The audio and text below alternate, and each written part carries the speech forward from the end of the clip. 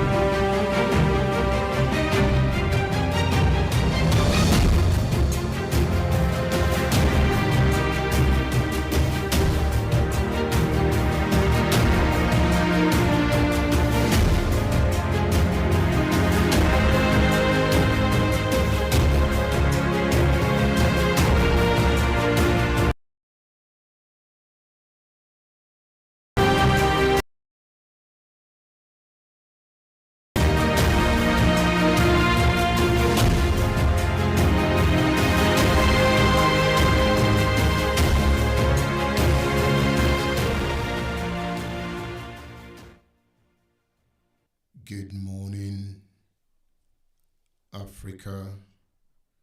Good morning, Nigeria. Good morning, Oyo State. How are you, Ibadan? Okay. It's about history. It's about politics. It's about power. In all this, we try to create an understanding of where we are coming from and where we are going to. In discussing this, leadership always comes to mind. Education always comes to mind. Infrastructure always comes to mind. But of importance, key importance, is the mind. What occupies the mind? How do we think? Has our thinking taken us this far? Far in what direction? Hey. Okay. Because we have not advanced our economy,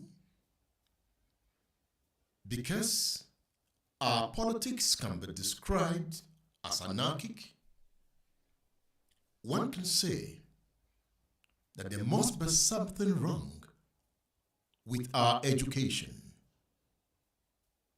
Education in all its ramifications. The education of the mind, religious education, cultural education, formal education, informal education. So education is on trial. So the mind is on trial. Welcome to this side of time. Welcome to the Radio Man's Word. The program is State Affairs on Splash 105.5 FM, the Integrity Station. I am Edmond Obilo.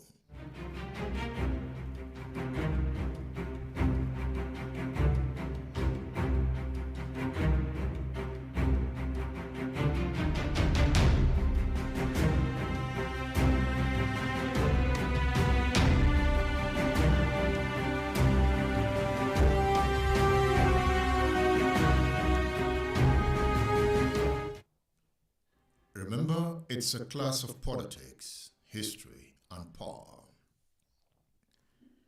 So, we will look at inspiring leadership on this program. We'll also look at the questions arising from the use of words in politics. I will talk about the power of history, how reading can make you a catalyst for progressive change. I'll talk about that.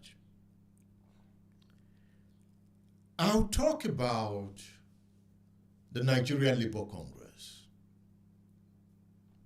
I will zero in on what some have described as the hounding of the president of the Nigerian Labour Congress. Joe Ajaero was recently detained by the DSS while he was preparing to leave the country for a conference. What is it about? This name Drupove. The Nigerian government is looking for Drupove. Will Tinubu find him? Now, I talk about the power of words in politics. So I want to take a closer look at Seyi Makinde's real hope and Bola Tinubu's renewed hope. What does it mean? I will be having a reflective conversation with Biola Adeoye. Biola Adeoye, what does he want? Who is he? He is emerging into the political space of Oyo State. What does Biola Adeoye have in stock? Biola Adeoye is 41 years old. He recently resigned as a partner from Deloitte. Biola Adeoye, Biola rather, I keep saying Biola. Biola Adeoye will be with me on the show. We will have this conversation and I will bring you in. Femi Aborishade is also our guest on this show. Femi Aborishade is a human rights lawyer. I have talked about history. Ni Aborishade is also a guest on the show. Don't confuse it. There is Femi Aborishade, the comrade, and there's Ni Aborishade, the author. Both would be on this show, and they are discussing different subjects. I know you are on the show, so welcome to class. The class of history, politics, and power. Let's roll.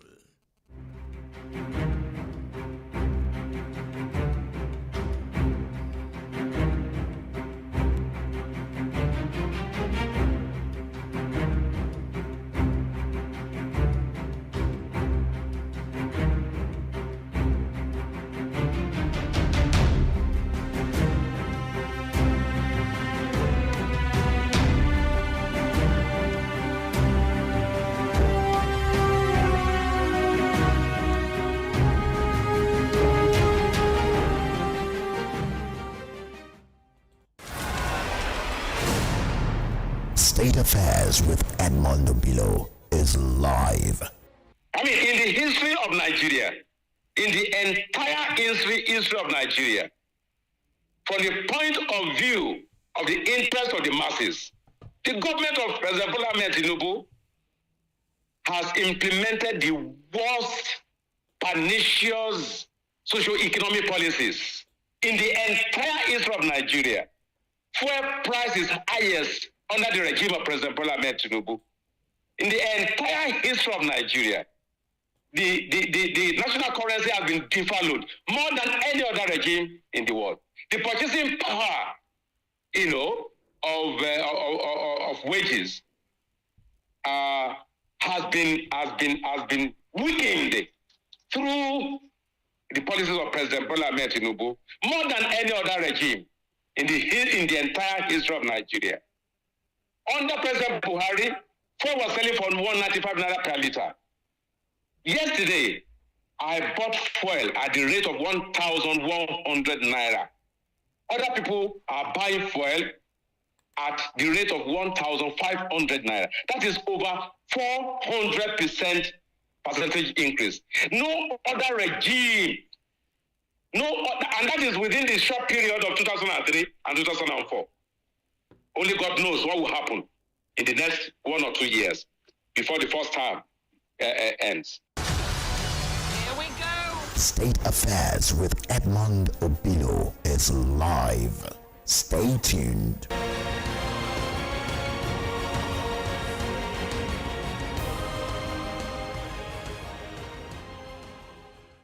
And if he had intention of taking over, if he was among the coup plotters, in fact, he condemned them.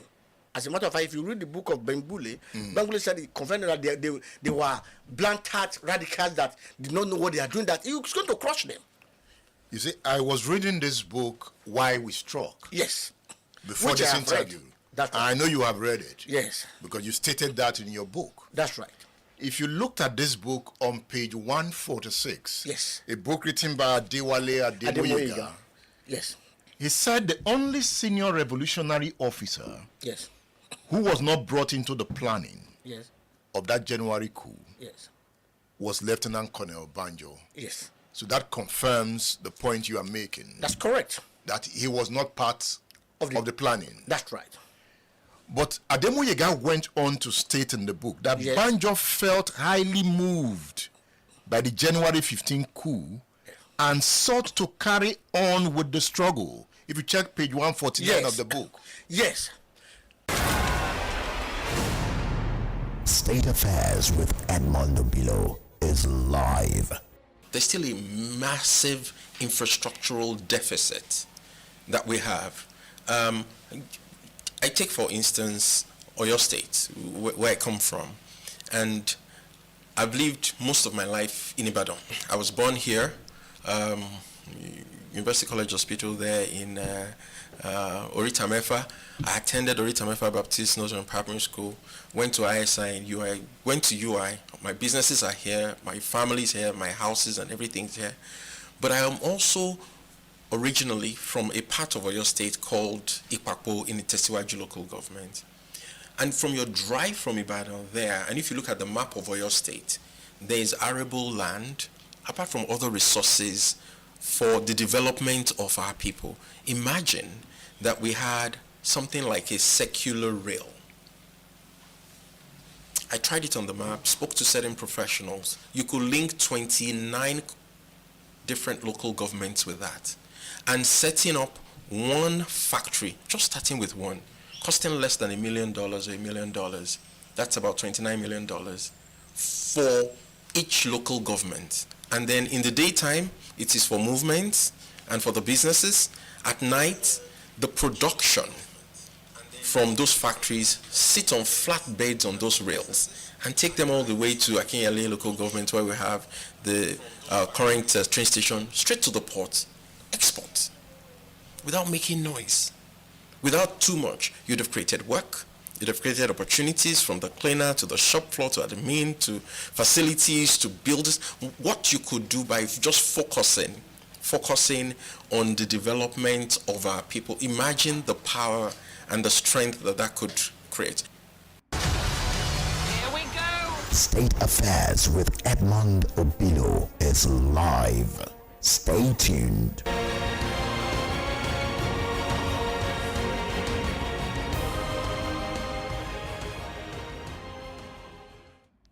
And people are also aggrieved that there's so much hunger in the land, but the president has just bought a new jet of $150 million.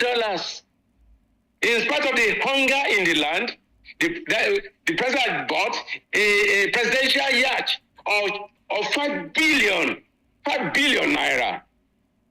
In spite of the hunger in the land, for the office of the unelected office of the First Lady, 1.5 billion naira was budgeted. In spite of the hunger in the land, 21 billion naira was used to renovate the house of the vice president.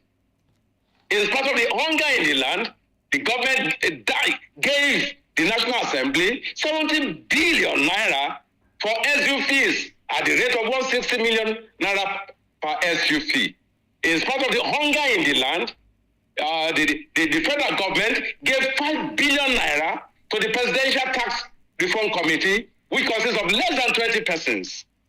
And in spite of the hunger in the land, 250 million naira was used for decoration alone, decoration of events by the First Lady. Yet, education has collapsed. In actual fact, education has not only collapsed, the federal government has put up an advert. Please, you can Google the website of the presidency. There's a statement there, signed by an official, in fighting because they say they want to diversify ownership of tertiary institutions, universities, polytechnics, colleges of education. They want the private sector, internationally and domestically, to come and buy polytechnics, colleges of education, and universities. And when that happens, we know only the children of the rich will have access to education. No foodstuffs, electricity tariff has been rising, VAT, they are proposing to also further increase it. Fuel subsidy, they say they have removed it. So we have an absolutely insensitive government. Here we go. State Affairs with Edmond Obilo is live. Stay tuned.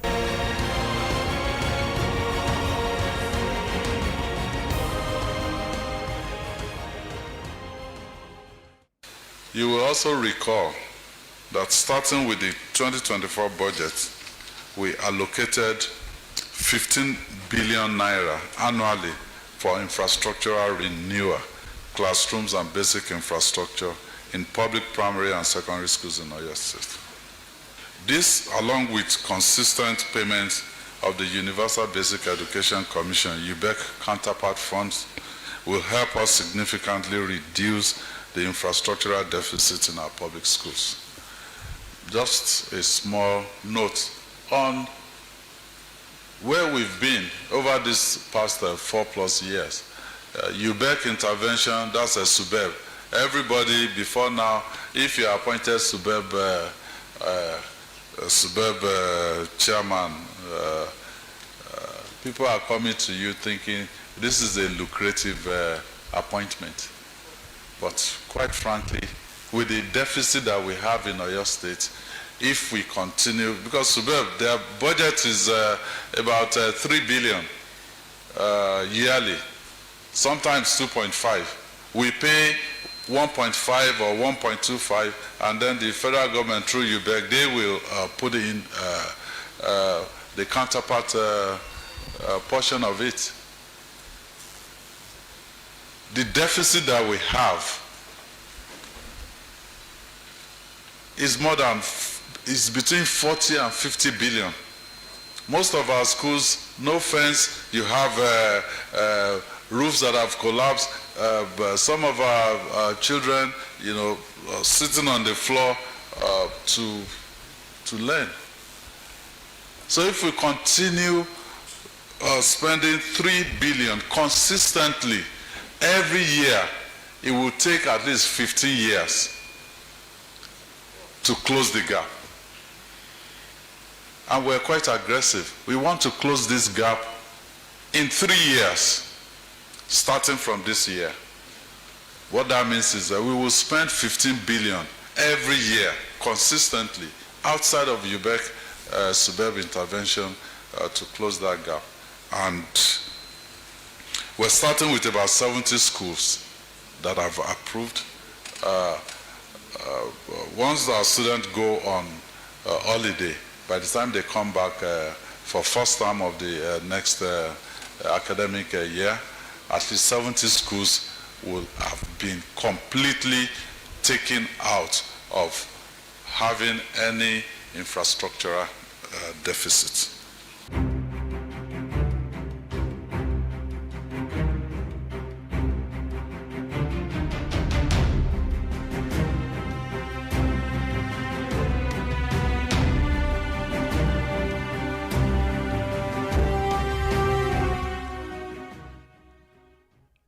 Yes, you have listened to the voice of Femi Aborishade.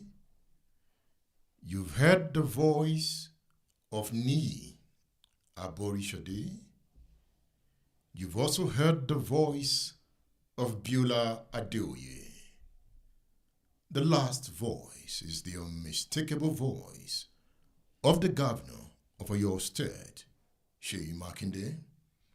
So let's start our analysis from Makinde. Are you in class? All right, we've got some serious work to do. So take note as we go and make your interventions on my social media platforms. Let me hear from you. Let me read from you. Make your comments. And at some point, I will open the phone line, but it's going to be WhatsApp calls only, so that we can reflect on the discourse in the class. So Makinde talks about education, the investment his government intends to make in education. So if you listened attentively to that Makinde's June 13th, 2024 speech, you would conclude that education is on trial in Oyo State. Education is on trial in Nigeria and in Africa. So when education is on trial, the government becomes somewhat powerless to save the situation. But Makinde is saying that he has the capacity to save the situation. Saving the situation means investing in primary, secondary, and university education. It's a task that must be done. It is not negotiable. Development will not occur under a poor educational system. And when you see fallen infrastructures in educational institutions, it tells you about the mindsets of the leadership over time. Nations serious about development will invest billions of dollars in research. They will invest billions in educational infrastructure because it is the mind that builds the state, not really the resources. If the minds are not active enough, if the minds are not developed, they cannot convert resources into progressive ideals for society. That is why you see most African countries dwell so much on raw materials. They've not built their system in such a way that their citizens can convert those resources into finer products that they can take to the international market. So you come to Nigeria, it is raw materials, crude oil. You come to Congo, cobalt, lithium. Africans have not developed the capacity to refine their product. That is why they cannot build indigenous industrial capacities to drive development. But somehow, we must make things work. If Makinde will be investing 15 billion yearly to develop primary and secondary education, then you can say there is light at the end of the tunnel. But the governor must go beyond words to action. Action is what drives development. Action is what inspires citizens for love, for knowledge, and for innovation. For this reason, our testimonies of the future are the thoughts of our minds and the works of our hands. And if we look at this critically, it leads to self-realization. In that case, we will take ourselves from the grounds of hopelessness to the pinnacles of progress. It is about the implementations of virtues of honesty, love, and innovation. It is our duty. It's our mind.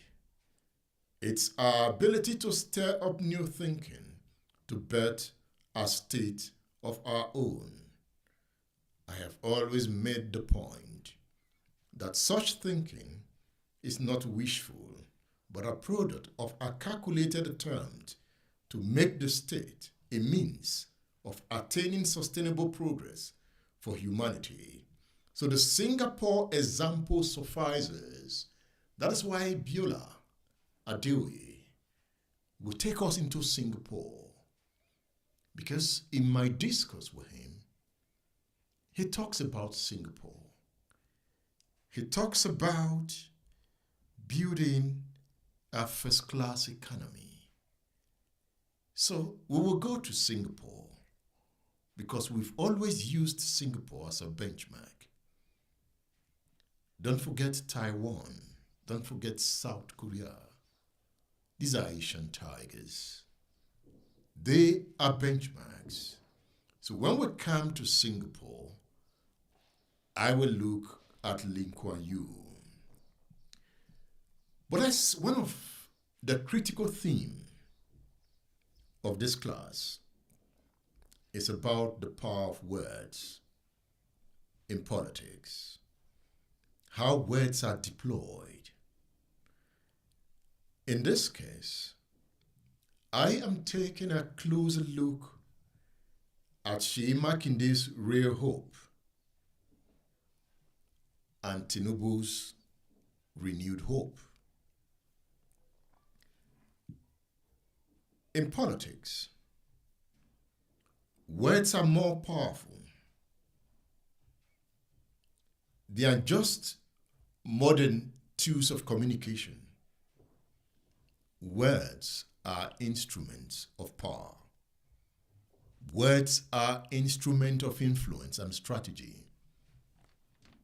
I use the power of words to drive public discourse. I study words as a tool for change. Before I came on, I have been writing my script. I've been looking critically at the words to use to talk to you because I know the power of words. Jesus Christ used the power of words to move a generation in the direction of Christendom. Muhammad used the power of words. That is why they are always quoted. Obafemi Awolowo deployed words as a tool for change. Martin Luther King used words to drive change in the United States of America. What about Mandela? The power of words in politics. When you deploy it, it goes very far. Why am I talking about words this morning? Especially as it has to do with Governor Seyi Makinde and Tinubu. If you checked my page or my social media pages, I posted a short article during the week. So let's reflect on that article together. I said the governor of Oyo State, Seyi Makinde, in his recent newsletter, said to the people of Oyo State, "May we never lose real hope." Have you read that newsletter? He said in that newsletter, "May we never lose real hope." So after reading the newsletter, that caught my attention. So I asked myself, is real hope different from Tinubu's renewed hope?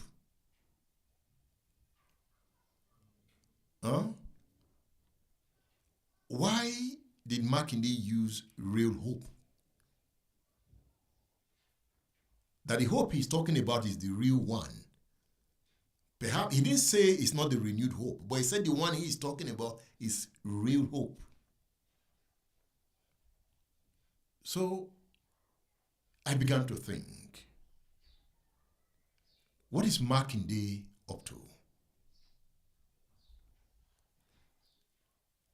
So I went back to my diary and I started again to write on the science of Seyi Makinde's politics. Seyi Makinde might be up to something, I don't know. In that newsletter, can it be said that Makinde took a jab rather, at Tinubu, following the unprecedented hardship in Nigeria that has made the majority hopeless? So when we are talking about hopelessness, that is what is going on at the moment. So it's Femi Aborishade that describes hopelessness in a way that captures perhaps what Makinde is saying or calling real hope. So let's see that hardship. Let Femi Aborishade define it. And then I'll go further to analyze what Makinde means by real hope, and perhaps what Tinubu means by renewed hope. So it's about hope. Don't lose hope. If you lose hope, you will be sad. But as I tell you not to lose hope, I know there is hopelessness in the land. And somehow, the people need hope. So Femi Aborishade speaks here. I mean, in the history of Nigeria, in the entire history of Nigeria, from the point of view of the interest of the masses, the government of President Bola Ahmed Tinubu has implemented the worst pernicious socio-economic policies in the entire history of Nigeria. Fuel price is highest under the regime of President Bola Ahmed Tinubu. In the entire history of Nigeria, the national currency has been devalued more than any other regime in the world. The purchasing power, of wages has been weakened through the policies of President Bola Ahmed Tinubu more than any other regime in the entire history of Nigeria. Under President Buhari, fuel was selling for 195 naira per litre. Yesterday, I bought fuel at the rate of 1,100 naira. Other people are buying fuel at the rate of 1,500 naira. That is over 400% percentage increase. No other regime, and that is within the short period of 2003 and 2004. Only God knows what will happen in the next 1 or 2 years before the first term ends. Here we go. State Affairs with Edmond Obilo is live. Stay tuned.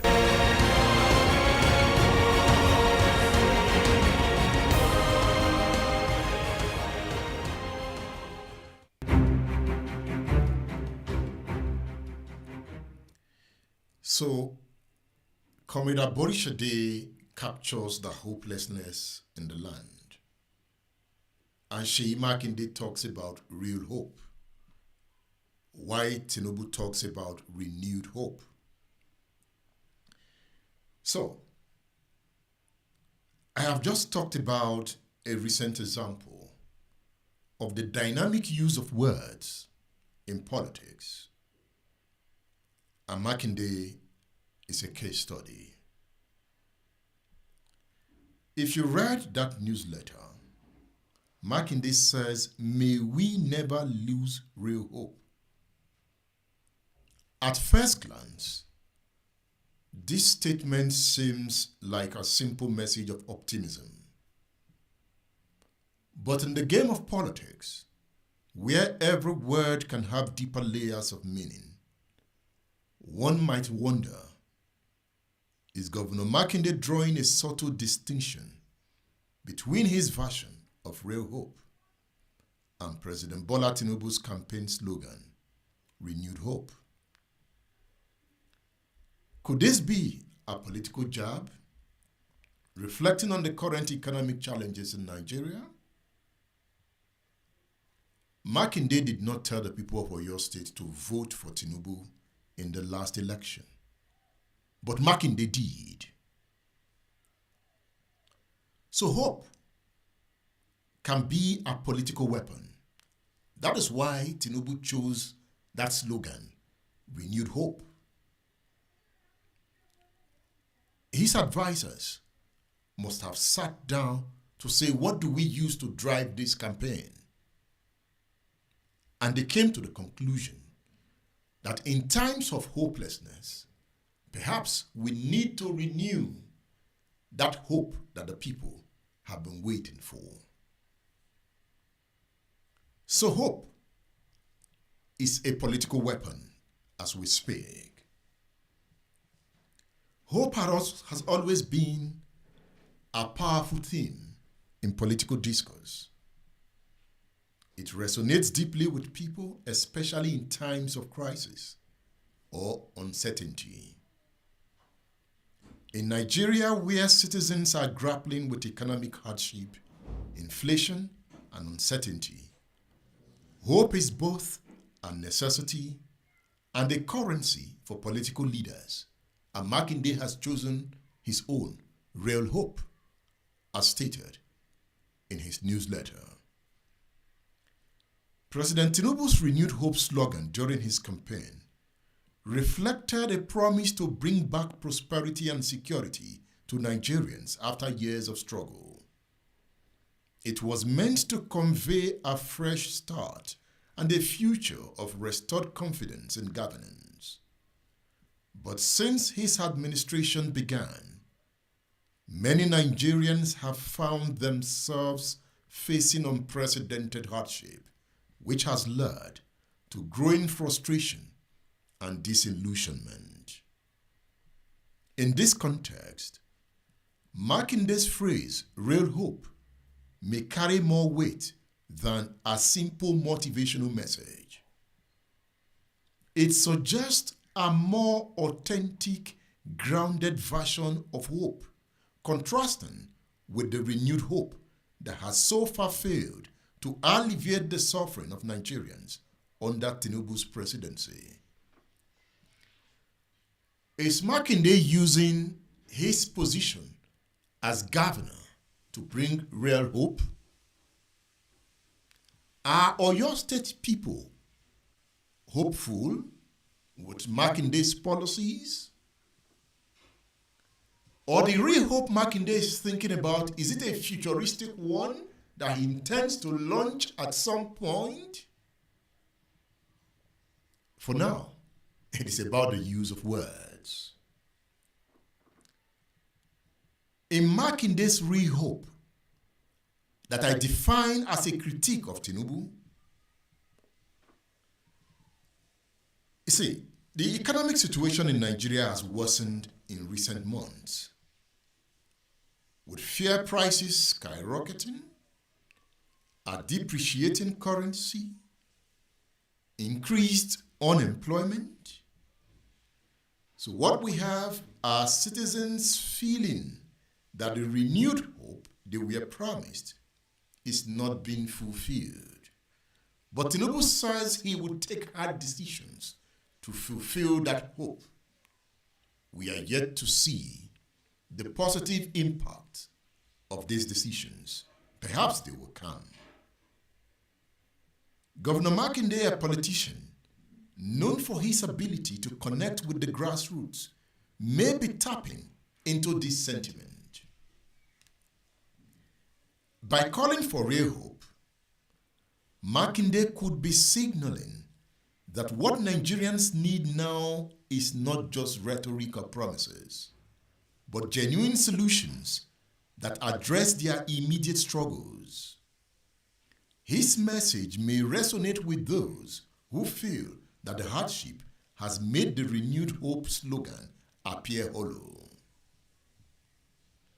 While Makinde did not directly reference President Tinubu or his policies, the timing and phrasing of his statement could be interpreted as a critique of the current administration. Look at this.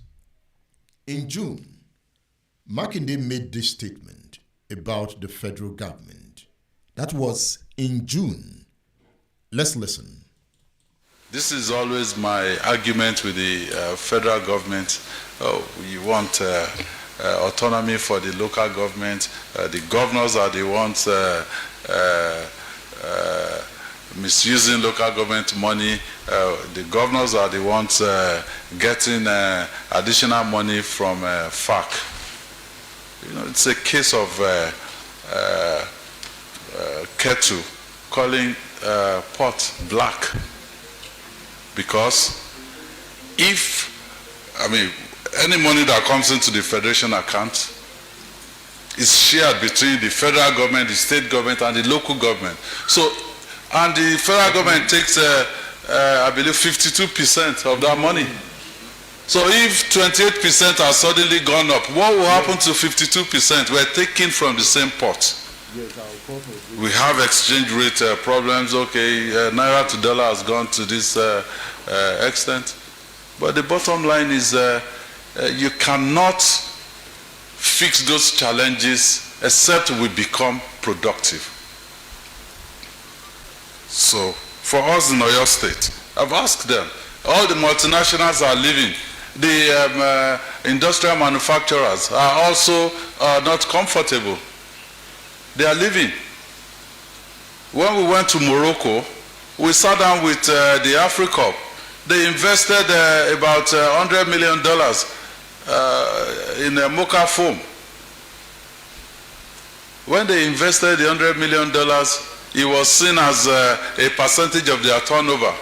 But suddenly they make their money in Naira. And exchange rate went from 400 Naira to the dollar to 1,000 plus.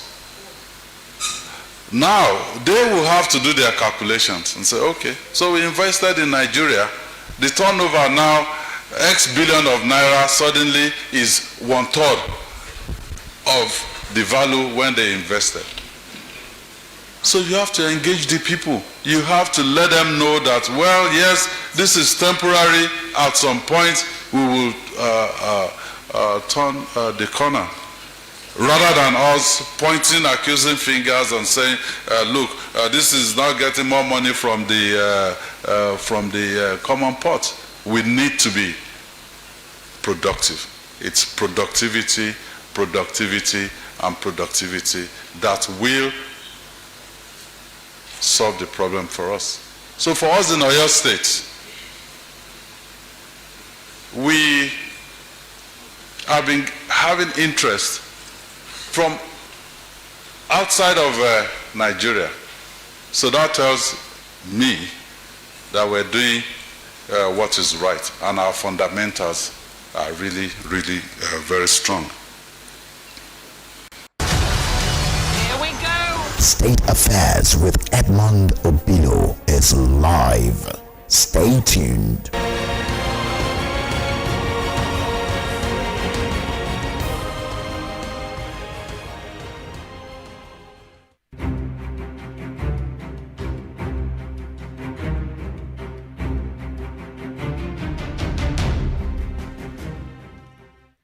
Okay, Keto calling pot black.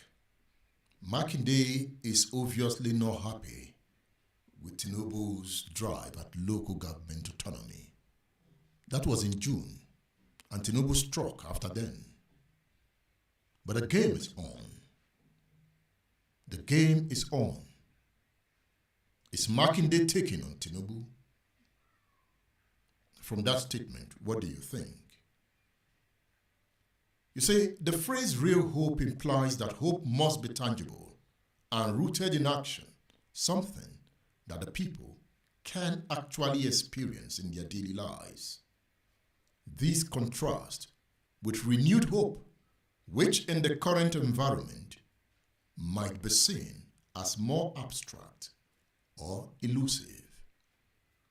We'll talk more in this class of history, politics, and power. Take a break.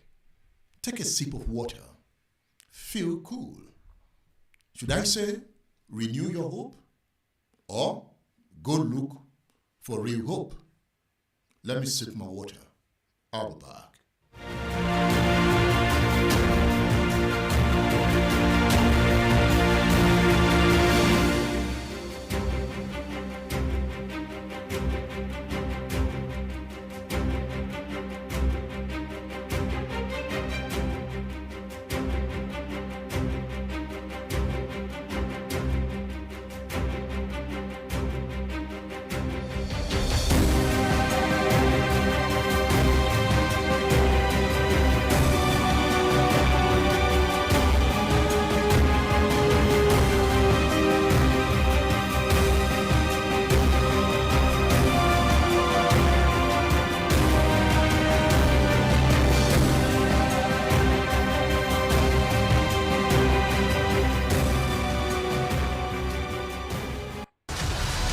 Here we go. State Affairs with Edmond Obilo is live. Stay tuned.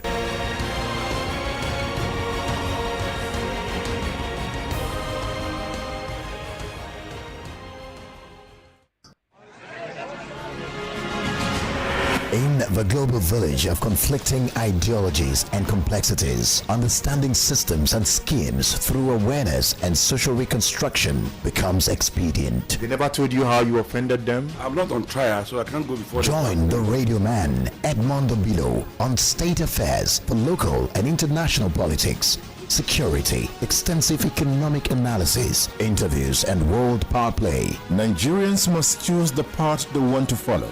Follow the same looters and sponsors of violence who control the political structures or encourage the formation of a new leadership team. Be a global citizen and join the radio revolution on State Affairs. State Affairs with Edmond Obilo. Radio just got deeper. And people are also aggrieved that there's so much hunger in the land, but the president has just bought a new jet of $150 million.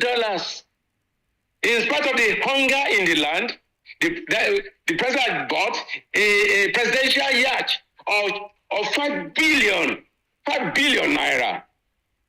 In spite of the hunger in the land, for the office of the unelected office of the First Lady, 1.5 billion naira was budgeted. In spite of the hunger in the land, 21 billion naira was used to renovate the house of the Vice President. In spite of the hunger in the land, the government gave the National Assembly 70 billion naira for SU fees at the rate of 160 million naira per SU fee. In spite of the hunger in the land, the federal government gave 5 billion naira to the Presidential Tax Reform Committee, which consists of less than 20 persons. And in spite of the hunger in the land, 250 million naira was used for decoration alone, decoration of events by the First Lady. Yet, education has collapsed. In actual fact, education has not only collapsed, the federal government has put up an advert. Please, you can Google the website of the presidency. There's a statement there, signed by an official, in fighting because they said they want to diversify ownership of tertiary institutions, universities, polytechnics, colleges of education. They want the private sector, internationally and domestically, to come and buy polytechnics, colleges of education, and universities. And when that happens, we know only the children of the rich will have access to education. No foodstuffs, electricity tariff has been rising, VAT, they are proposing to also further increase it. Fuel subsidy, they say they have removed it. So we have an absolutely insensitive government. Here we go. State Affairs with Edmond Obilo is live. Stay tuned.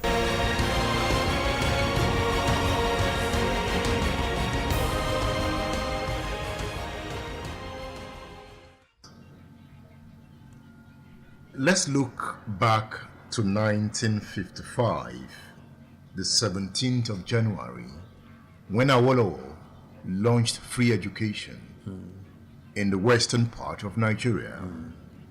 Well, first of all, I can talk about this. I wasn't a direct beneficiary, but I was 1954 in Standard 5.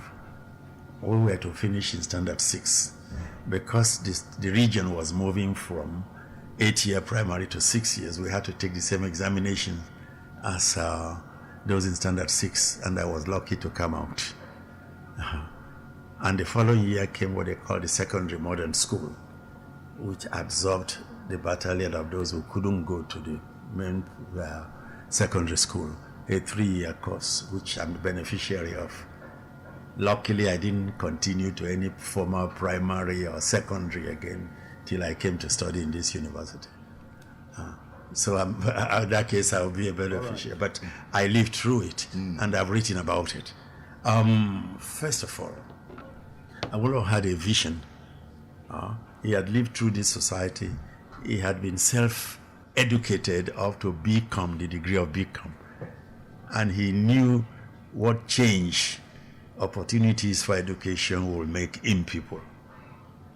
And he also knew the value of what we now call basic education, which is not just a question of years, but a question of what you got in it.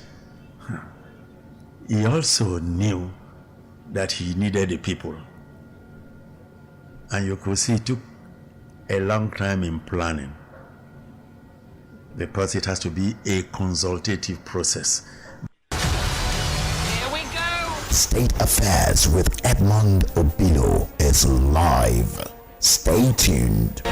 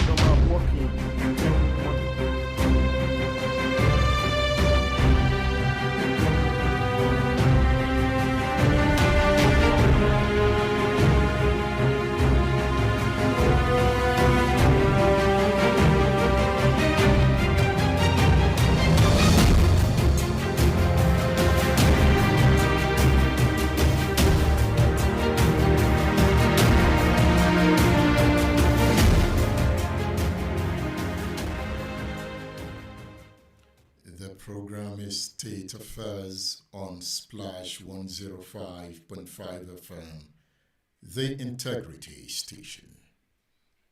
It's about history, it's about politics, it's about power. And we are looking at the subtle art of political messaging. Real hope versus renewed hope. I have talked about hope as a political weapon.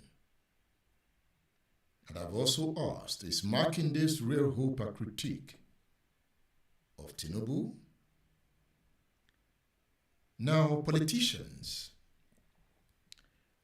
are masters of subtle form of words as political weapon. It's not just about Nigeria. It's about the United States. You can see what is going on between Kamala Harris and Donald Trump. It's about words. So when you talk about words, sometimes it can be propaganda, and the media is involved. So with the power of words, you can drive a people. You can see it's with the power of words that Adeboye and co are driving millions towards their churches. Words are powerful. And if you strategically deploy words, you can achieve what you want, even when you are a devil. Did I say that? Yes. So, politicians, media men use words to signal ideas, sometimes without saying them outrightly. In this case, Governor Makinde's message to the people of Oyo State could be read as an indirect critique of the federal government's handling of the economy without explicitly attacking the president. With time, he might take the hammer. Okay? Yes, that is the theme of the class. We have two broad themes. One is the power of words. Take a closer look at Makinde. Watch him. I think he's up to something. I'm watching him closely. I've opened my diary again. The signs of Seyi Makinde's politics. But in watching Makinde, also be careful to watch who he might be preparing to take over from him. I'm interested. There are many young and brilliant men lining up to become the governor of Oyo State. Some want to be senators. Some want to be members of the House of Representatives. It is important that we begin to pay careful attention to some of these ones. It's important that we begin to know them. I am paying attention because I am interested in who will take over from Makinde. So are you watching? I know one Biola Adeoye. He's also looking at political power. He graduated from the University of Ibadan with a first class in law. He went on to become a chartered accountant and worked for Deloitte. Deloitte is one of the best commercial institutions in the world. But he resigned recently from Deloitte at the age of 41. You know, at 41, you are leaving Deloitte. You know, if you know, research Deloitte, you know, and he was already a partner. So that got me. What does he want? Anyway, Biola Adeoye knows Seyi Makinde. I had a discourse with him. I visited him last Sunday before I left the country. I wanted to have a closer peep into his mind. Anyway, let me bring Biola in at this time. Let me begin to engage him. Biola Adeoye on State Affairs. Are you there? Here we go. State Affairs with Edmond Obilo is live. Stay tuned.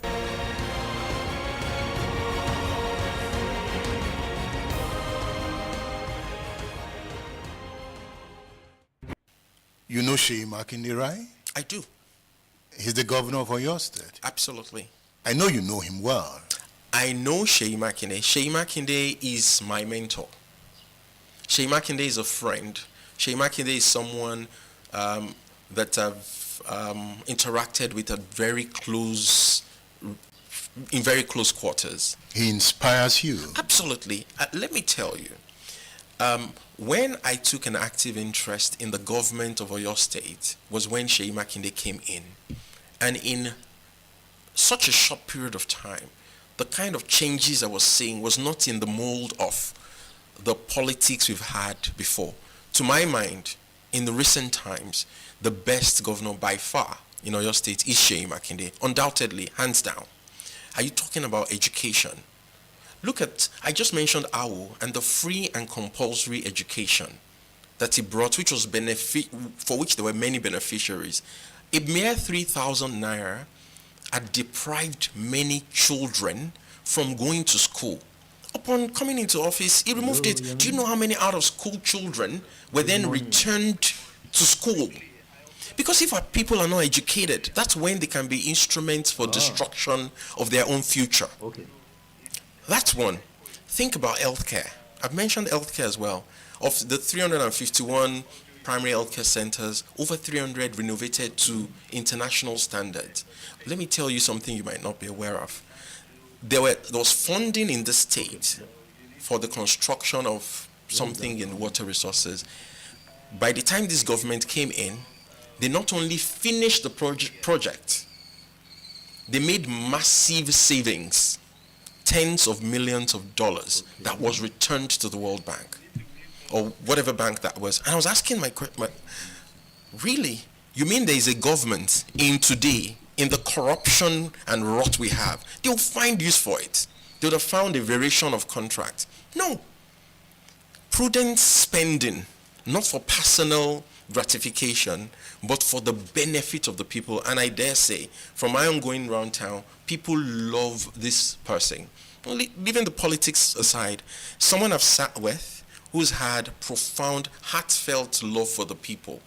He got a second term. And there's things he's trying to put in place.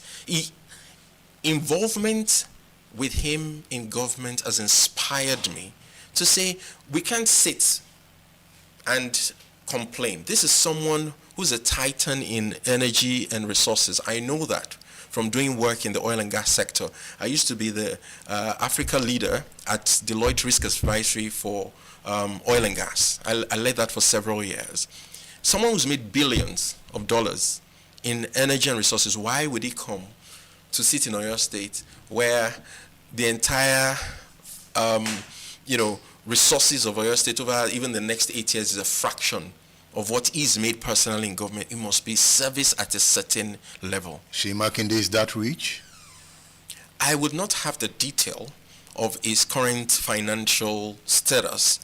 I can imagine that not focusing on his business and focusing on Oyo State will probably be at his personal detriment. I can say that authoritatively. But that was a wealthy person, by all means a multi-billionaire, who's come to then service people. And sitting across him all times of day and night, listening to how he's dealing with Oyo State matters, many times I've been inspired, I must say. Does he know that you are interested in political power? I believe that in our conversations, we've had heart-to-heart conversations about the motivations he's had about governance and about the government of Oyo State. And we've had conversations around what legacy to be left and how we can support in sustaining that legacy. It's not about you as an individual. I think part of the challenges we've had before is that we build strong individuals, not strong institutions. I believe a leader is not exactly as successful if their successor is not more successful than they are. Because the point is that the leadership and visioning means you've seen your tenure and then you've also made plans for the future. We've had conversations around what his legacy is and how that's being pursued. We've had conversations around his passion to bring people of like minds into government. I'm sure from those conversations, he's aware that I'll be interested in, because I've been doing that already, serving in Oyo State. We served in Oyo State. I was the lead client service partner for Oyo State at Deloitte.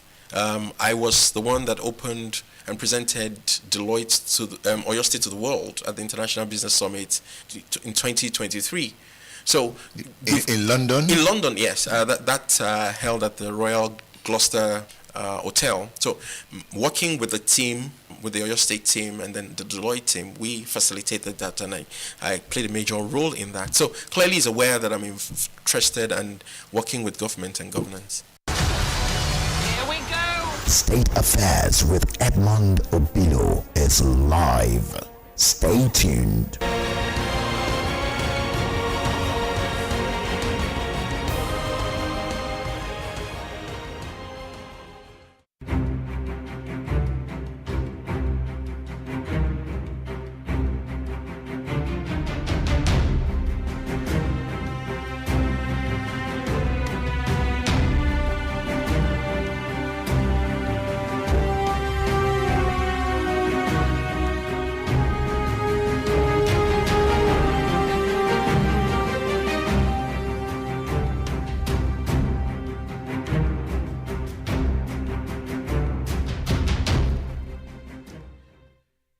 Yes, you just heard the voice of Beulah Adeoye. Until recently, Beulah led the forensic practice of Deloitte Financial Advisory in West Africa. He is a qualified first-class lawyer and a chartered accountant with a deep knowledge of business and investment. He has several years of experience in conducting dispute advisory, forensic investigations into allegation of fraud and misconduct, kickbacks, financial crime reviews, contract compliance review, procurement, and supply chain due diligence. Beulah Adeoye worked as a forensic investigator, often involves analyzing financial data and transactions. He possesses a deep understanding of business operations structures, and financial practices across various industries. Beulah Adeoye is my guest on State Affairs. Through your profile, one cannot help but to be excited. You graduated with first class from the Faculty of Law, University of Ibadan. You have worked as a partner at Deloitte. You're still a young man. So some of us are wondering, so why did you resign from Deloitte recently? Thank you very much, Edmund. For me, it was important that I serve my people when I have the energy to do so with the level of intensity, intentionality, and purposefulness as I did serve in the companies and the international organizations I did. Having worked in professional services and having put a lot of time into working with government in the public sector and the private sector, etc., it became obvious to me that focusing on our development, on our growth, on our industrialization cannot, as a matter of necessity, be part-time. So yes, being at Deloitte as a partner is not only fulfilling and financially rewarding, because that's the height of your career in the number one professional services firm in the world, and for many years it was the number one commercial brand in the world. Having been there for several years at the height, it's important for us to set the agenda for the development of our people and put behind it the same intentionality, the same intensity, whatever it will take us, rallying together the resources we have and intentionally make walk the talk. It's not when you're retired or you're done and then you have no energies. What would you give? I look at Singapore and the mileage they've made over time, why can't Oyo State, why can't we be the Singapore of Nigeria, of Africa? The people who developed those places were intentional. They spent time, strategized, and then had enough energy to implement, to execute, to see to fruition, and set the plan and the vision for the future, which is still. So I don't think it's a sacrifice too large for me to, step away from the comfort and the poshness of being a partner in a multinational and leading multinational teams to then focus on our people. Because in my view, being where we are, we must start making mileage to being world class. If you're not world class, you're probably no class. You've talked about energy, and you've talked about serving the people. When you say serving the people, do you want to put food on their table? Do you want to go into their houses and sweep it clean? What do you mean by serving the people? Okay, thank you very much. What I learned in rising quickly through professional services and through a career is that one day you're the intern, you're the analyst, you're the contract staff, you're the follower. Another day you're the leader, making the decision, visioning, setting the strategy and the agenda, and being responsible for execution. What I've found is that to some extent I've been a follower, and I'm an ordinary citizen.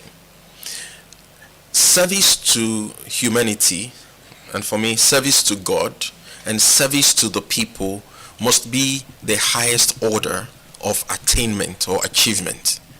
That's for me. And when you're planted in a corner of the world, the Almighty did not make a mistake planting you there. I reflect on my life, retired from a partnership at 41, 1 year too late, I would say. The idea is that I've served myself. I've been able to make my family comfortable. What I'll eat and drink and enjoy is pretty much set, and I found that that's very little. What can we do together to start making mileage as a people for those people who will never have the opportunities and privileges and blessings that I have? I think it is time for us, for me, to focus on that and to start walking that talk. In the global village of conflicting ideologies and complexities, understanding systems and schemes through awareness and social reconstruction becomes expedient. They never told you how you offended them? I'm not on trial, so I can't go before Join the radio man, Edmond Obilo, on state affairs for local and international politics, security, extensive economic analysis, interviews, and world power play. Nigerians must choose the path they want to follow. Follow the same looters and sponsors of violence who control the political structures or encourage the formation of a new leadership team. Be a global citizen and join the radio revolution on State Affairs. State Affairs with Edmond Obilo. Radio just got deeper. Here we go. State Affairs with Edmond Obilo is live. Stay tuned.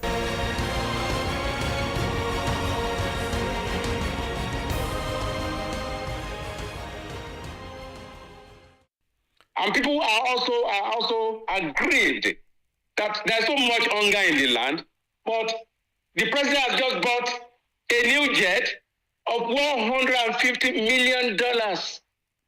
In spite of the hunger in the land, the president bought a presidential yacht of 5 billion naira. In spite of the hunger in the land, for the office of the unelected office of the First Lady, 1.5 billion naira was budgeted. In spite of the hunger in the land, 21 billion naira was used to renovate the house of the vice president. In spite of the hunger in the land, the government gave the National Assembly 70 billion naira for SU fees at the rate of 160 million naira per SU fee. In spite of the hunger in the land, the federal government gave 5 billion naira to the Presidential Tax Reform Committee, which consists of less than 20 persons. And in spite of the hunger in the land, 250 million naira was used for decoration alone, decoration of events by the First Lady. Yet, education has collapsed. In actual fact, education has not only collapsed, the federal government has put up an advert. Please, you can Google the website of the presidency. There's a statement there, signed by an official, in fighting because they say they want to diversify ownership of tertiary institutions, universities, polytechnics, colleges of education. They want the private sector, internationally and domestically, to come and buy polytechnics, colleges of education, and universities. And when that happens, we know only the children of the rich will have access to education. No foodstuffs, electricity tariff has been rising, VAT, they are proposing to also further increase it. Fuel subsidy, they say they have removed it. So we have an absolutely insensitive government.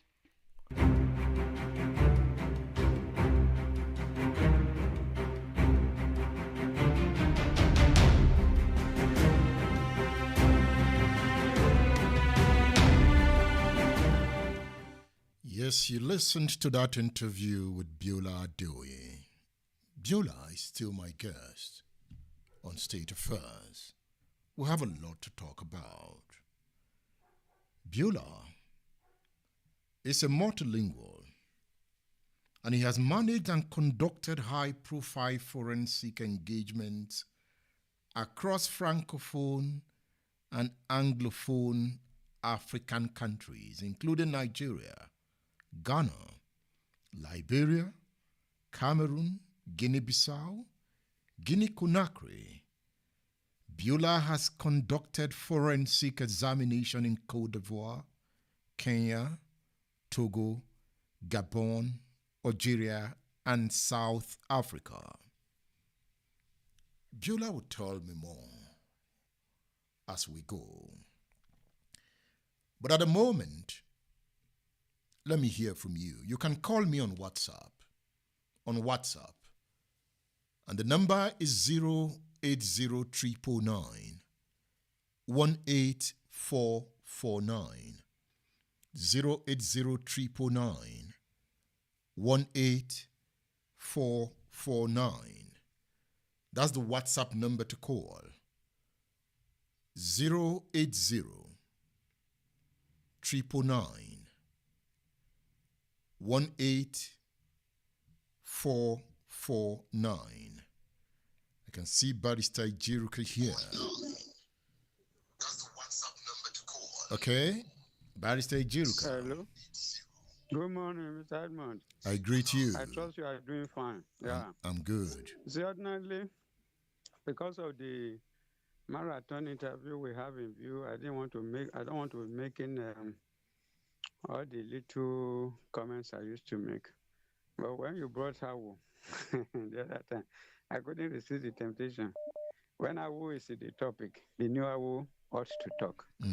Today, the reason why I have to call is because I wanted to talk to the governor. The day you brought his attorney general, you didn't open the phone that line. That day was the day I decided I wanted to say what I want to say now. The governor is no doubt your friend. He's my friend too.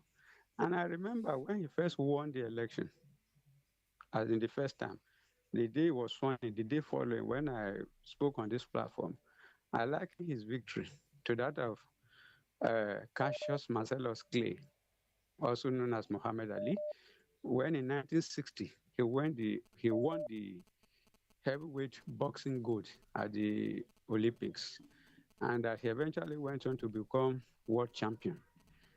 insinuating that Seyi Makinde, after governor, could go places. But this morning, I have 3 messages for the governor. 1, if you are liked by the people, you must do everything to ensure that the love they have for you continue. Anything that will separate from the love, you must avoid it. The first thing is the issue of this circular road, that the people are in anguish, that the setback was increased from 75 to 500. I want the governor to look into that and have a rethink. If there is going to be any increase, double is not enough. 75 times 2 is enough. It's not affecting me anyway, but I don't want the governor to lose his popularity with the people. That's number 1. Number 2, in my own constituency, the judiciary, Oyo State is in short of judges. The few judges on the ground are overburdened, overworked with files, case files. And there is availability of 18, as of today, at least 18 positions, 18 vacancies to be filled by judges. And many lawyers have applied who are willing to occupy those positions. There is a logjam. Many lawyers are insinuating that the governor is responsible. I don't know how far that truth is. But whatever is causing the logjam, Seyi Makinde can use his power as governor to remove that logjam and ensure that the 18 are appointed, because it's affecting the work of lawyers, it's affecting the society. If a person takes a case to court, he should get judgment within 1 year, at most 18 months. But under the present situation, the judges are working at breaking point, the judges on the ground. So if Seyi wants to maintain his popularity, let him use his position to do everything to ensure that he remove whatever is causing the logjam and get the 18 judges appointed to take the load of the present judges. If by October ending, Seyi has not done that, he risks losing my support in his future endeavor. And if there's any of his supporters hearing me now, they say, Ejiruka, you have 1 vote. That person is being naive. Ejiruka no longer has 1 vote in the present day Nigeria. Ejiruka has 1 voice. People will listen to me if I talk. So let the governor take that one on board. So, and finally, still talking to the governor, your own people must be your priority. Their welfare and welfare must be your own priority. Anything that will make them cry, avoid it. One of the reasons why there's no love lost between me and APC is that I have watched APC in Lagos State destroy motorcycles in hundreds of thousands because they apply roads we are not supposed to apply. I ask, why did you not find them? Why don't you find them repeatedly in a high amount that will discourage them? Why should you crush those motorcycles? So anything that will tend to make people weep and cry under Seyi Makinde's government, let him avoid it. And then finally, I want to talk to Mr. President. I did not support your presidential ambition. But for some reason, I have decided to be neutral. I didn't want to attack again. But be realistic. You cannot solve the problem of Nigeria sitting in Abuja. Use the little capital you have to pursue restructuring. The economy of Nigeria is so bad that it will take an economic genius to turn it around. And you and your team are not. That is the hard fact, Mr. President. You and your team are not. And even the present structure will not allow you. Listen to what the people are saying. If the last election has been conducted by the military, and they have said that the only people who should contest are those who can sell petrol at 200 naira. Mr. President, you will still have contested, saying you can do so. So petrol should not be 1,100 or more. The president in Nigeria, have a rethink. Abandon all this economic pursuit you are running about the whole world, trying to do. Restructure Nigeria at home. Switch on the light, and investors will come running in. Good morning. Barrister Jiruka, thank you for calling the radio station. Thank you. So the lines are open. Let me hear from you. I have talked about the subtle art of political messaging. And I have discussed some aspect of politics with Beulah Adeoye. The voice of Femi Aborishade is also prominent, looking at the system. You can leave your message. You can call on WhatsApp 080 18449. WhatsApp calls 080 18449. Let me see, I have some messages here. Okay, let me pick this call. Hello, good morning. Before I go on a break. Good morning. Hello. Good morning. Good Good morning. Good morning. Yes, my name is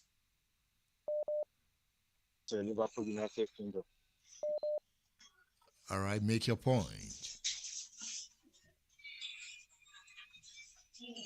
I'd like to talk to Governor Seyi Makinde. I'm beginning to see his fallout with the Tinubu renewal party. For an average Nigerian who is monitoring closely the political situation in the country, you will realize that, of course, Governor Seyi Makinde has ambition, future ambition. We just heard yesterday that Peter Obi has agreed, I don't know how true the news is, to become vice president of a flag bearer. We don't know the flag bearer yet, but the political game of 27 has just begun. Edmond, I must commend you. I don't remember the last time I missed your class. I listen online. I'm always in class till the end of the program. I just want to implore Nigerians to continue to be steadfast. I hope we are all learning. The upcoming politicians are learning what is happening now. The problem with the presidency, to me, is deeper than what we are seeing. The president cannot be everywhere. The local government chairman, what is he doing with the form? The councillor of the local government, what is he doing with the form? The House of Rep, the senator, the governors, the president, Mr. President is just one person. It can't be everywhere. Edmond, may I announce to you that the civil servants are one of the most corrupt people in the country. They are in their office, you go there, apply for documents, you must sit there before your file can move from one table to the other. And those are the ones who want to go on the street to protest against the presidency. Change must begin with you and her. As a university graduate, do you know what it took me to get my transcript from the university where I graduated from? Having paid 47,000 online.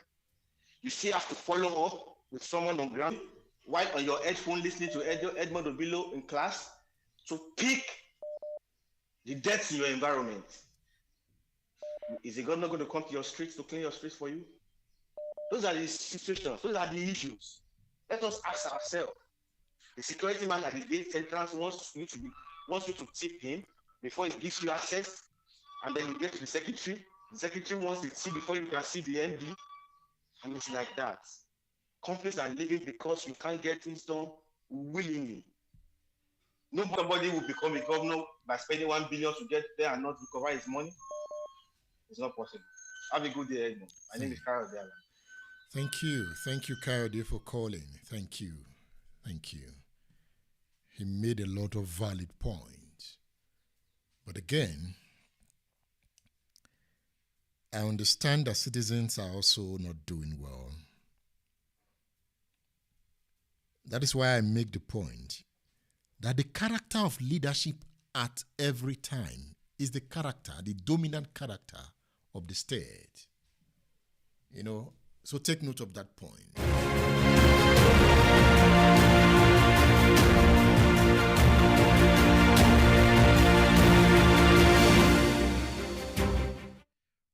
All right, I go for a short break. And I'll be back. There's a lot to talk about. So stay tuned. Keep your messages coming. I have seen your message. Oyewo Shola Simeon. He says that statement. I'll be back after this break. Stay tuned.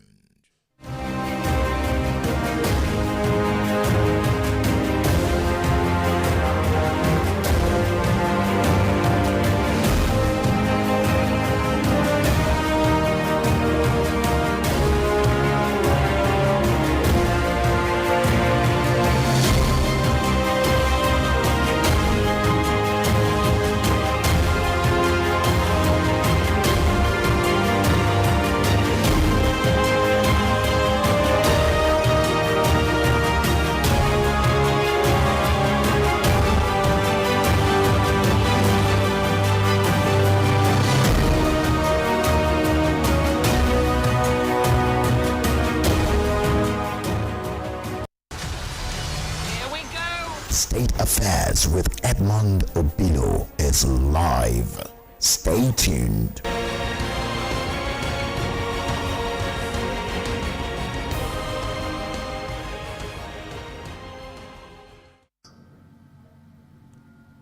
Let's look back to 1955, the 17th of January, when Awolowo launched free education in the western part of Nigeria. Well, first of all, I can talk about this. I wasn't a direct beneficiary, but I was 1954 in Standard 5. We were to finish in Standard 6 because the region was moving from 8-year primary to 6 years. We had to take the same examination as those in Standard 6, and I was lucky to come out. And the following year came what they call the secondary modern school, which absorbed the battalion of those who couldn't go to the main secondary school, a 3-year course, which I'm the beneficiary of. Luckily, I didn't continue to any formal primary or secondary again till I came to study in this university.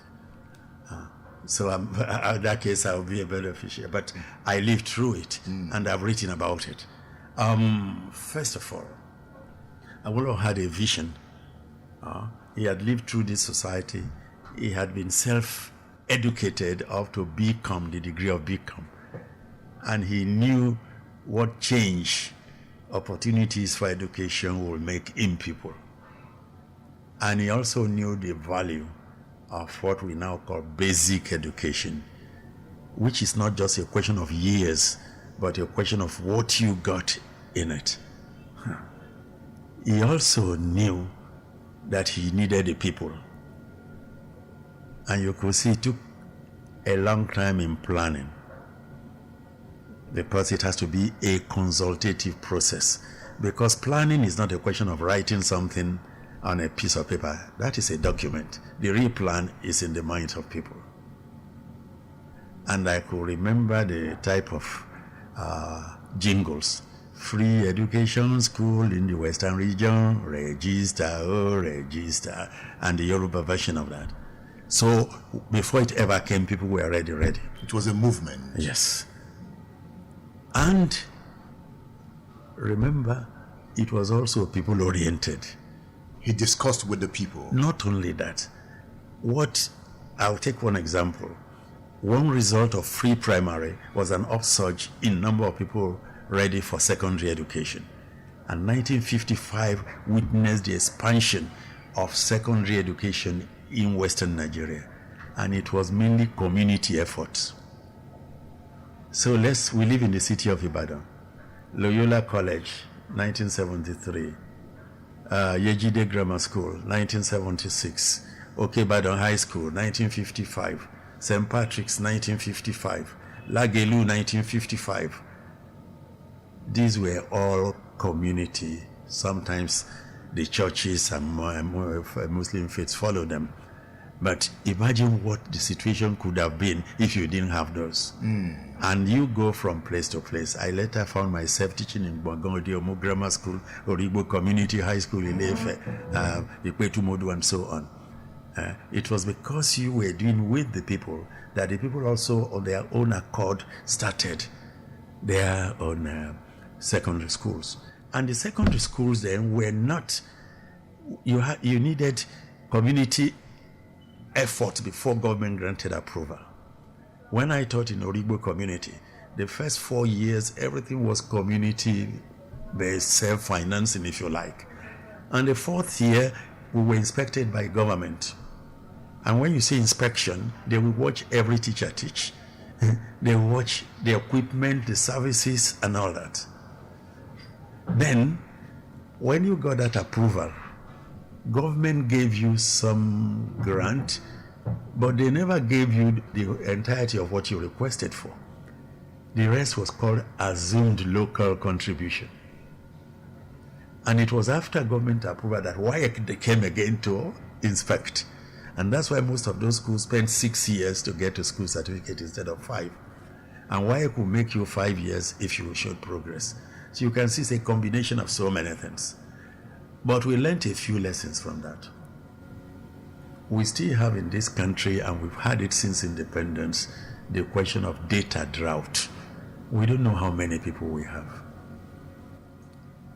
And so the projection that was made in terms of how many people will be ready for primary education January 1955 was overtaken because we didn't know that. Awolowo made a point that only educated person can play a full and meaningful role in the affairs of society.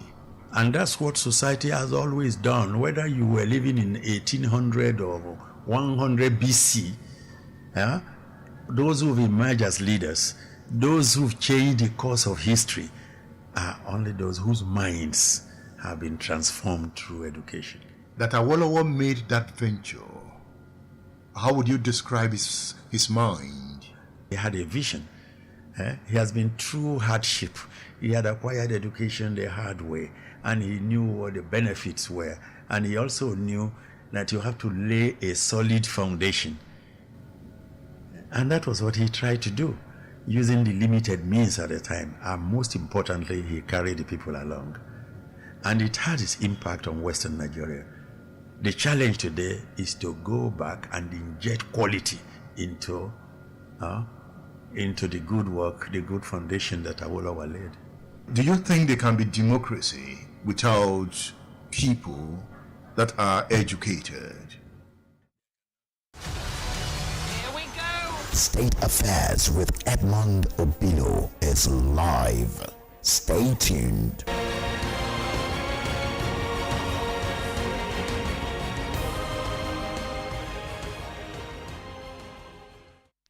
And people are also aggrieved that there's so much hunger in the land, but the president has just bought a new jet of $150 million.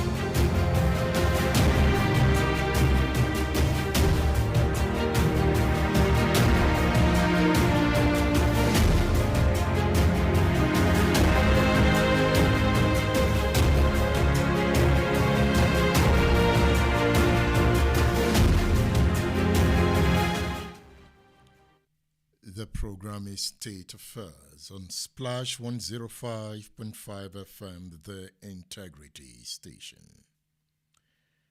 Look at this.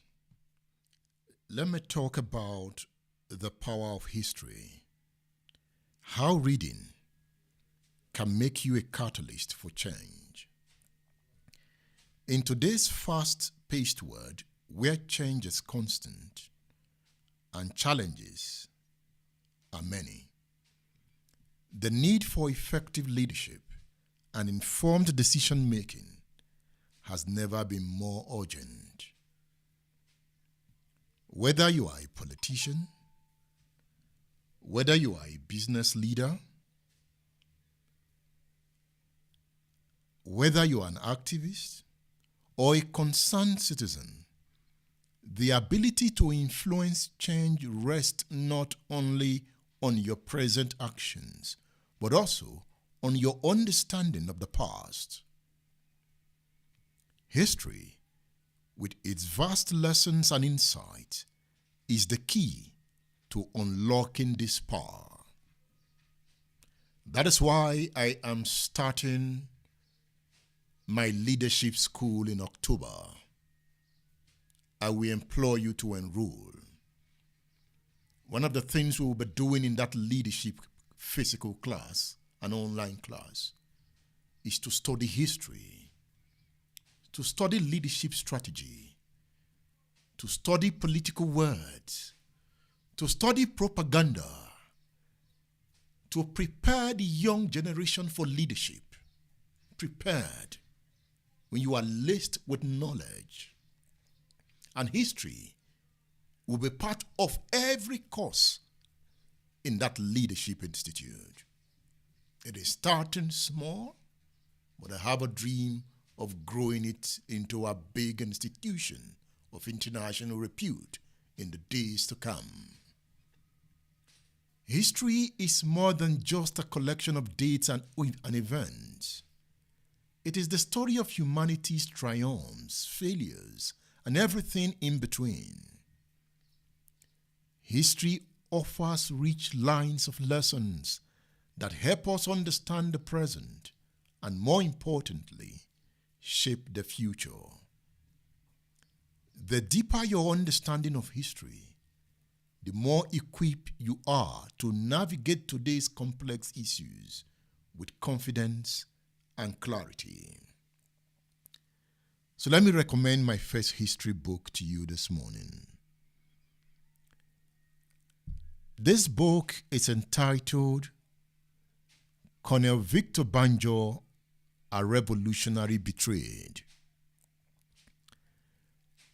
I want you to read this book. But do not forget, there is a book I said we will be reviewing every time in this class. That is Why We Struck. Why We Struck. So do you have your copy of that book now? I will review that book on this edition of the program. Why We Struck. The story of the first coup in Nigeria. But I'm recommending to you now Colonel Victor Banjo, A Revolutionary Betrayed. According to the author of this book, Victor Banjo was a revolutionary officer in the Nigerian army. Victor Banjo and 3 of his comrades were brutally murdered in September 1967 during the Nigerian Biafra War. Ojukwu gave the order. Why? I interrogated the author. The full interview is not coming on the show. The full interview will be uploaded on my YouTube channel soon. It's about 2 hours interview. And when you listen to interviews like that, you gain new insight and you prepare yourself for leadership. So one of the failures of leadership in Nigeria is we have leaders that don't understand history and they repeat it all the time. We have leaders who don't read. Reading deepens the mind. Go and read Barack Obama's autobiography. You will understand the importance of reading to develop the mind. I have a book now that is on Udara Books website. That is udarabooks.com. Kamala Harris, you go there. Read Kamala Harris' autobiography. You see, the West is far ahead of us. Asia is far ahead of us because they have deep thinking leaders. In Africa, we have self-centered leaders that are not deep. So they do shallow things and plunge their countries into crisis. That is why you see there's so much wars, potholes, failed infrastructure. It's a reflection of shallow thinking leaders. And there's no way you will scholarly prepare your mind that you will not be a deep thinker. That is why Awolowo was different. And I keep recommending Awo's book to you. So, I've recommended Colonel Victor Banjo, A Revolutionary Betrayed, to you. You can get it through my WhatsApp number, or you go on udarabooks.com. If you want to get it through my WhatsApp number, you can chat with me. It is 080-309-18449. If you don't have your copy of Why We Struck yet, you can get it through me, through my WhatsApp number.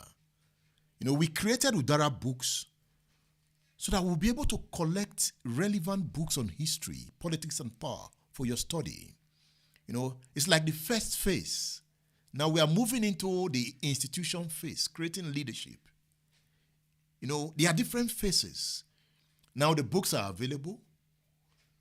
We are now moving to a point where you come to a class, we are discussing at deeper level the question of leadership and preparing young Nigerians for the future, even older persons. That is what that leadership class is about.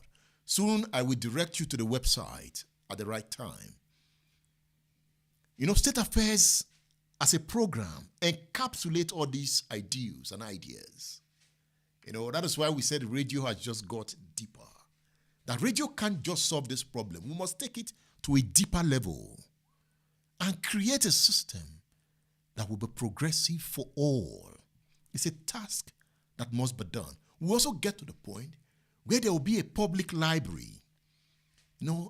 I was in a world-class library yesterday, as part of my preparation for the future. I was in a world-class library. I'm not in the country at the moment. I sat in that library. I was looking. The books in the library, you can see why some of these countries have deeper leaders. So we'll get to the point of also creating that kind of libraries where you come, sit down and read. Not everybody can afford books. You come, you borrow books, you maintain the books, you return the books because it's your responsibility to return them. We are going to get to that level. So if you don't have your copy of Why We Struck, contact me on my WhatsApp number 080-309-18449. Now let's look at what is going on in Nigeria. I'm going to bring Femi Aborishade in at some point. And I'm also going to bring Ni Aborishade. They are not related, okay? Now, Ni Aborishade is the author of Colonel Victor Banjo, A Revolutionary Betrayed. Let me just give you some clips of our interview. And if he had intention of taking over, if he was among the coup plotters, in fact, he condemned them. As a matter of fact, if you read the book of Banjo, Banjo said he confessed that they were blunt-hearted radicals that did not know what they are doing, that he was going to crush them. You see, I was reading this book, Why We Struck. Yes. Before this interview. That's right. I know you have read it. Yes. Because you stated that in your book. That's right. If you looked at this book on page 146, yes, a book written by Adewale Ademoyega, yes, he said the only senior revolutionary officer, yes, who was not brought into the planning, yes, of that January coup, yes, was Lieutenant Colonel Banjo. Yes. So that confirms the point you are making. That's correct. That he was not part of the planning. That's right. But Ademoyega went on to state in the book that yes, Banjo felt highly moved by the January 15 coup and sought to carry on with the struggle. If you check page 149 yes, of the book. Yes. Here we go. State Affairs with Edmond Obilo is live. Stay tuned.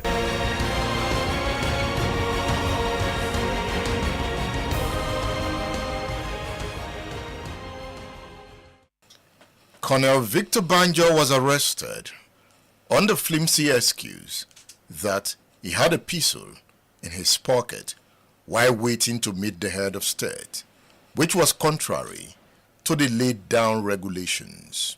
So that is a story we all know. Yes. He was with a pistol. Yes, no doubt about that.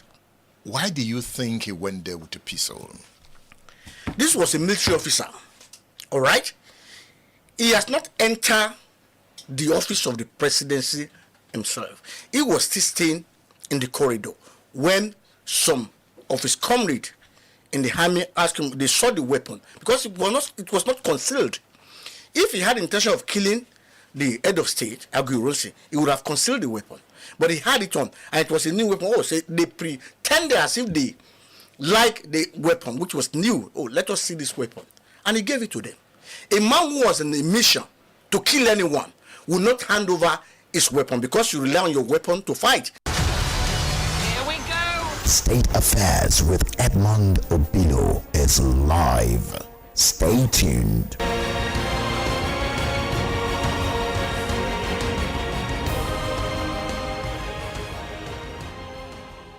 Him into the government. So he wouldn't have advised him to arrest him. He cannot do the two things together. He advised Ironsi that, okay, we should bring this guy in to form a government. But Ironsi saw it the other way. One of the reasons why Ironsi saw it the other way was because of the fear of the Northerners. That's the problem, because our time is as Goku. Ironsi was supposed to have been taken out. They missed. That's another problem. They saw him that night. He was coming from a party. Yeah. Right? And he came out of the car. Instead of shooting him, they gave him a decent salary. Here we go. State Affairs with Edmond Obilo is live. Stay tuned.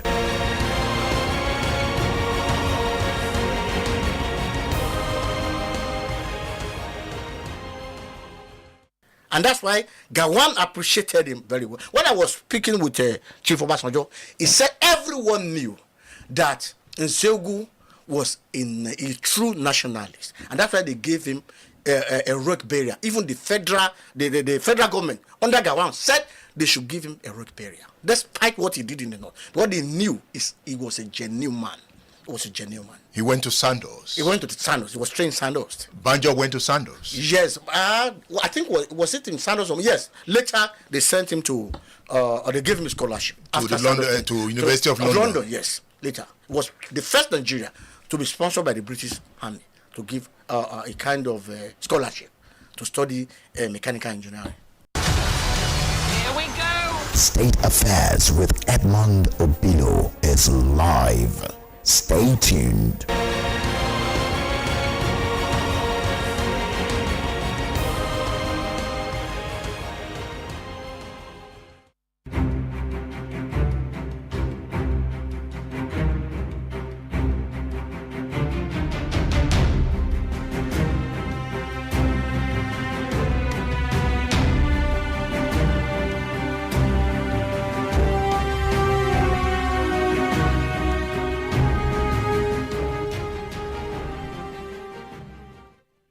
Yes, that is Ni Aborishade, the author of the book, Victor Banjo, A Revolutionary Betrayed. If you read that book, you have a deeper understanding of where we are coming from. So you need to have that book. It will help you grow your mind. It will help you develop your spirit, and it will help you be a great leader. Leadership is not just about politics. You can be a leader in business. You can be a leader in religion. And from whatever leadership position you occupy, you can make changes. You know, what studying history does to your mind is that you gain strategic insights. Successful leaders throughout history have employed brilliant strategies to achieve their goals. Whether it is the military genius of Napoleon, the political acumen of Obafemi Awolowo, the political acumen of Kwame Nkrumah, Nnamdi Azikiwe, that political instinct of Nelson Mandela. You want to study Julius Nyerere? You want to understand Winston Churchill? Mahatma Gandhi, then you must be a student of history. You see, when you study history, you will learn from the visionary leadership of Nelson Mandela. You understand the business acumen of Bill Gates, Dangote. You see, from studying, you can create a mindset for riches. That is why sometimes when you see some persons have first class, but they don't achieve their dreams, it's because they are not employing or gaining strategic insights into life. That is why some persons don't even have degree, but you see they are conquerors in their different fields. It's about how you develop your mind, and it's a task for you. By reading books and studying history, you have the opportunity to understand the tactics that provides invaluable lessons on how to influence and lead effectively. By reading history, you can learn how to strategize.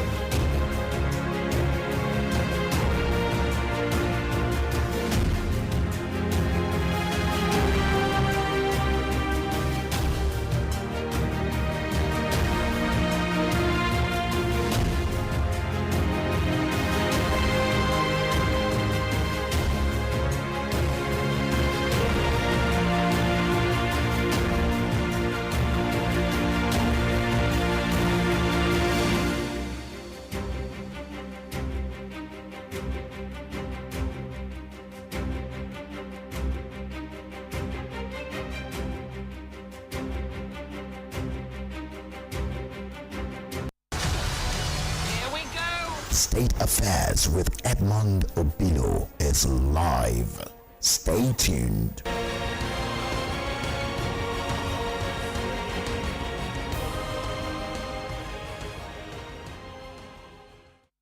At 41, you are obviously thinking of political power, right? One of the ways to serve your people is through the instrumentality of governance. In our own setup in Africa, governance formally is set in the sphere of politics. To that extent, it will be a yes.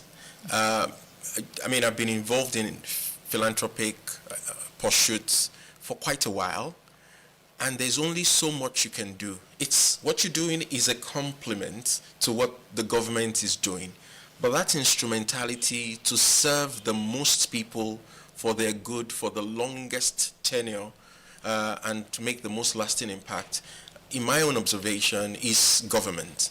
To that extent, getting involved in governance in government, you can say in politics, will then be, yes, an option. Mr. Adeoye, you are a core professional, a forensic expert, a core professional moving to the political.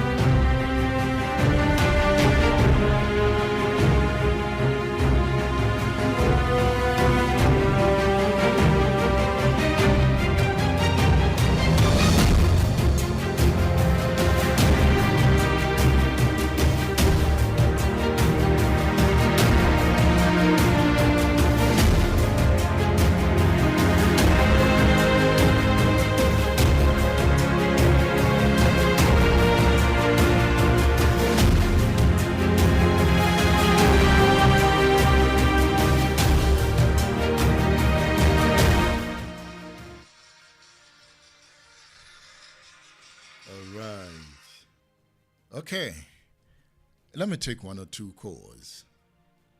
Let me hear from you. Let me take one or two calls. Then we'll move into other subjects. I have talked about the power of history. At some point, we lost signal. But what I was saying then is that what history does is to make you a strategic thinker. Hello. Yeah, good morning, sir. Yes, good morning. Yeah, thank you. My name is Ugo. Yes, Ugo, happy to hear your voice. Yeah, thank you. Edmond, I must say you're doing a good job. Like I said, you're a senior colleague. I've been listening to you for about a decade since I came to Ibadan, and it's been insightful. I want to make a few responses. The other day, you brought some people proponents about local government autonomy, or those who supported and those who did not support. But I must confess that while Tinubu might have shot himself in the foot in terms of the election by allowing or going to, according to the constitution, to allow for the local government autonomy, the governors are not finding it easy. Chief among them is Governor for Oyo State, Seyi Makinde. I wonder why that is the case. I hear an argument that we should that the federation must be two-tier. It's not cast on marble that it should be 2 tiers. It could be 4 federations if we so choose. It could be 5. Sub units or sub regions if we so choose. Depends on what works for us. After all, Obasanjo had equally made that submission that we should look for an African democracy. What is not politics is not a one size fits all. There could be exceptions to the rule. So I believe that it was a very good thing Tinubu did. I'm not a fan of Tinubu, but for him to give that autonomy is fine, is better, is what we need in Nigeria. So that local government at whatever state or geopolitical zone can make their own stride, their own development, and then move from where we are to a better place. So I just want to say you're doing a very good job. Thank you very much. And your classes are very insightful. And that leadership school you want to start, I think it's a good one, so that we can have a plethora of informed leaders, young leaders, so that we can bring our nation out of this political quagmire. I appreciate you, sir. Thank you very much. Thank you. That's so good. Ugo just scared. but thank you for calling the radio station. Okay. The Nigerian police recently declared a British national, Andrew Wine, also known as Drew Povey, wanted.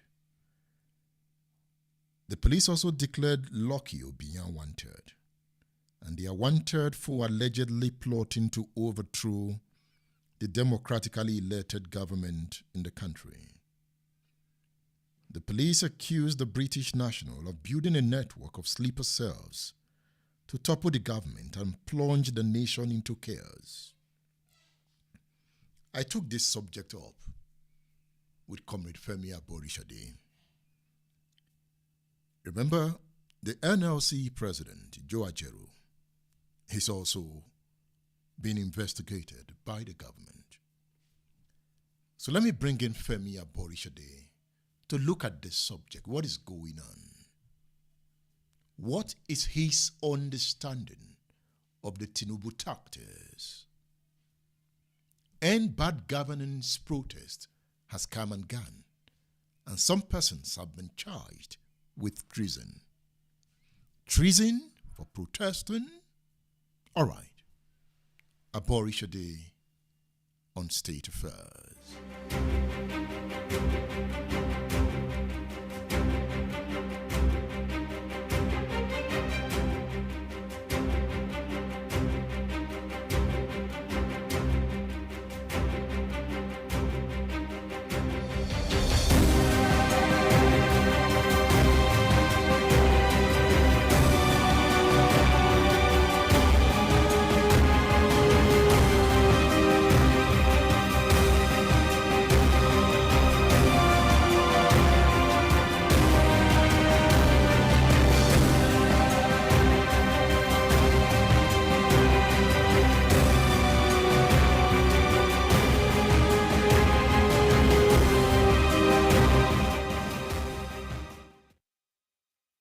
So, Comrade Femi Aborishade, in recent time, the federal government of Nigeria has been on the case of the NLC president.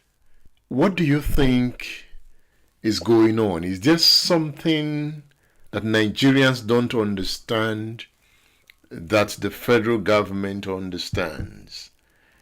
Because at some point, the federal government had to declare wanted Drew Povey.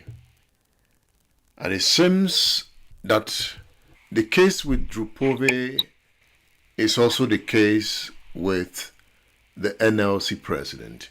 Can you let us into what you know about this subject? Well, I can only attempt an interpretation of what is unfolding.